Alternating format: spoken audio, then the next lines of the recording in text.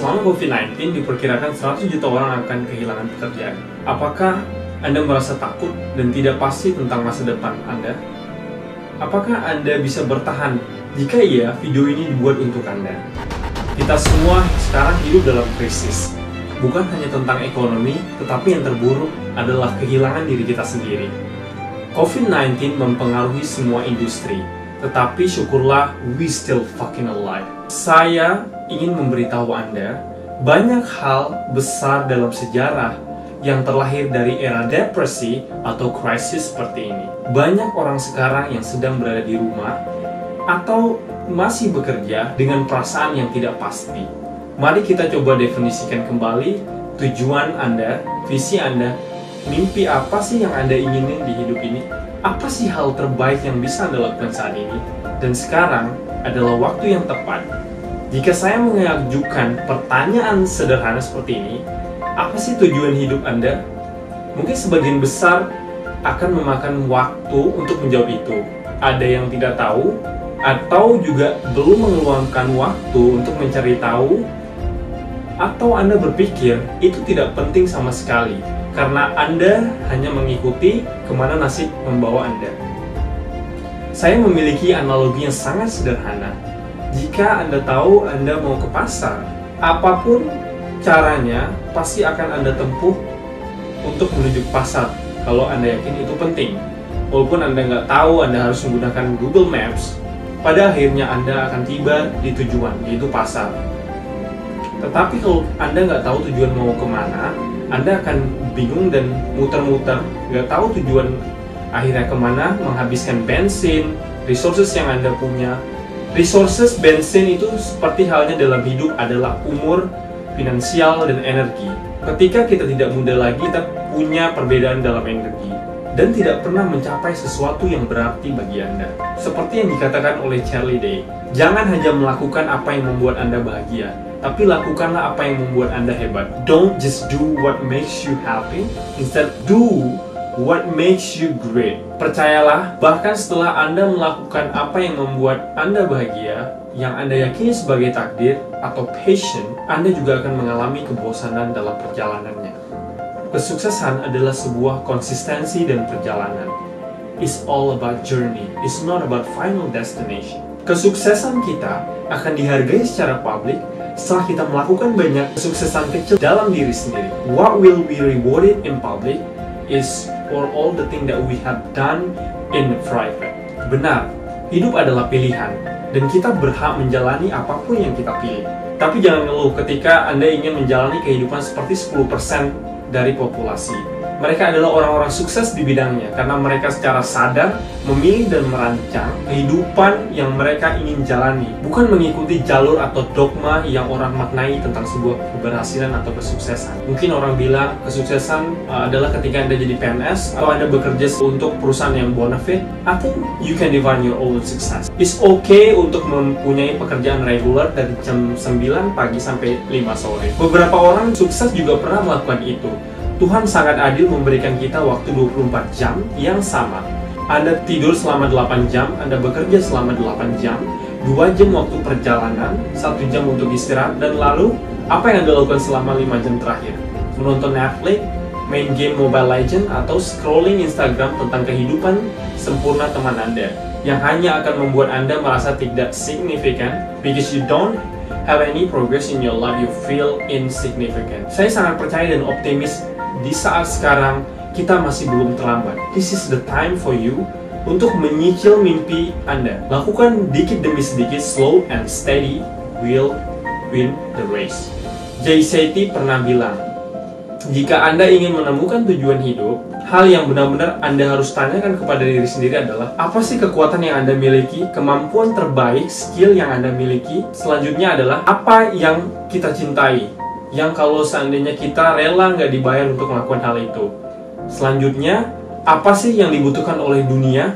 Dan yang terakhir, bagaimana cara kita untuk bisa dibayar untuk melakukan hal itu semua, sehingga itu menjadi karir path kita, sehingga kita bisa lebih berkembang. Tentunya ketika kita berkembang, kita bisa membuat impact yang lebih besar terhadap banyak potensi anak muda di luar sana. Banyak orang-orang yang kehilangan arah yang bisa kita bantu.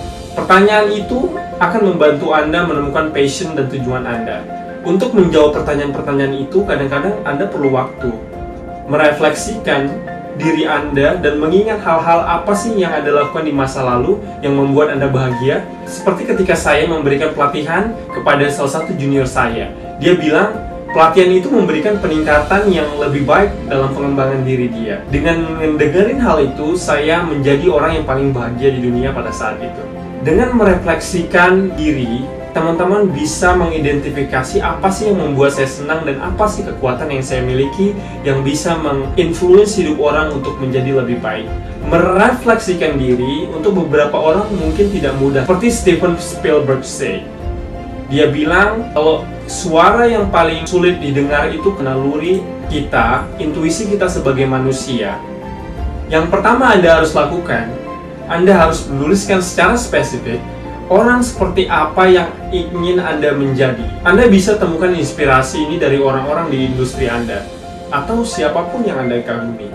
Kadang kita cenderung hanya mengagumi kesuksesan dan gaya hidup mereka yang sukses, tetapi kita tidak pernah benar-benar ingin melihat bagaimana sih perjuangan yang mereka bayarkan untuk membuat mereka menjadi seperti orang yang kita kenal sekarang. Are you willing to pay the price to make it happen? That's the question. Beberapa milenial dan generasi selanjutnya melihat ini terjadi seperti dalam satu malam. It's overnight success, but they never see the struggle that people have been through. Jadi mereka hanya melihat puncak, tetapi tidak pernah melihat perjalanan sulit yang telah mereka lalui. Seperti apa yang saya lakukan sekarang. Pada akhirnya, saya tahu, saya ingin menjadi public speaker yang dapat mempengaruhi orang dengan cara yang positif. Perjalanan saya untuk menemukan tujuan saya tidaklah mudah. Saya perlu mendorong diri saya keluar dari zona nyaman dengan mencoba hal-hal yang tidak pernah saya bayangkan sebelumnya. Dan pada akhirnya ini menjadi jalur karir saya. Saya bekerja dengan 2 perusahaan yang luar biasa dalam bidang perhotelan sebagai professional trainer. Tapi kemudian saya merasa bahwasanya saya sebenarnya bisa melakukan hal yang lebih punya dampak besar terhadap masyarakat. Saya tidak pernah menyesal memiliki pemimpin yang buruk, karena mereka membantu saya untuk mendapatkan perspektif tentang bagaimana sih kepemimpinan itu harusnya dilakukan, dan itu akan mengimpact seluruh budaya kerja yang seharusnya kita bangun. Saya juga merasa tidak puas melakukan hal-hal yang kontradiktif dengan apa yang saya yakini. Tetapi ketika saya merenungkan kembali, keputusan yang saya buat membantu saya menemukan visi, goals, dengan jelas apa sih yang saya ingin lakukan, apa sih kekuatan yang saya punya, dan saya semakin memperkuatnya untuk membantu sebanyak orang yang saya bisa. Di tahun 2017, saya berada dalam titik terendah dalam hidup saya. Itu membuat saya frustasi dan hancur. Tetapi saya tidak berhenti. Saya mencoba mencari bantuan dengan membaca buku-buku motivasi dan mendengarkan hal-hal positif setiap hari. Dengan hal-hal tersebut, itu memberikan harapan kepada saya bahwasanya saya bisa melakukan hal yang jauh lebih baik daripada ini. Saya bisa bangkit dari kehancuran ini. Saya bisa menjadi apapun yang saya inginkan dan apapun yang saya pikirkan. Saya membuat amarah ini, amarah yang saya dapat dari orang yang mengecewakan saya, dan membalas itu dan merubah dendam itu menjadi drive yang membuat saya menjadi siapa saya sekarang. Karena Tony Robbins bilang, the best revenge in the world is the massive success. Is you being massively successful. Selanjutnya, Anda harus memiliki rencana yang jelas, strategi yang Anda akan gunakan untuk mewujudkan impian itu. Seperti yang Tony bilang, the dream without a plan is just a wish. Jadi kalau mimpi tanpa rencana itu hanya sebuah harapan. Anda perlu menemukan alasan kenapa mimpi ini penting bagi Anda. Start with why, itu akan menjadi bahan bakar energi untuk mendorong Anda melakukan hal yang bisa mempush Anda di luar zona nyaman Anda. Bisa datang dari keluarga, mungkin Anda berpikir, dulu saya keluarga susah, saya tidak mau anak-anak saya melewati hal yang sama dan menderita dengan hal yang sama. Selanjutnya, Anda harus tentukan apa, kapan, di mana, dan bagaimana Anda akan melakukan itu untuk mencapai tujuan tersebut. Anda bisa mulai dari hal yang kecil, seperti yang Gary V bilang, slow and steady will win the race.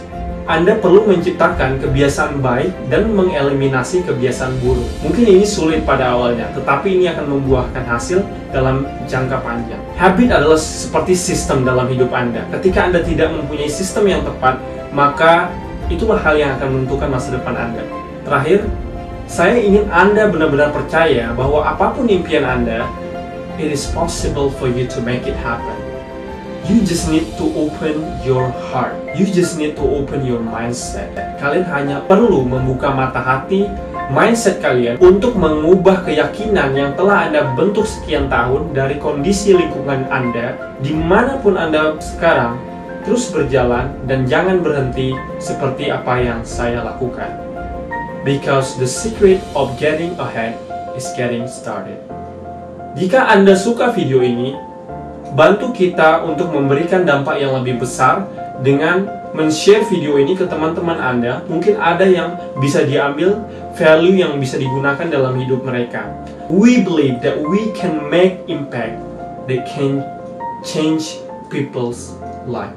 Thank you so much. I'm Firdaus Saska. See you in the next project.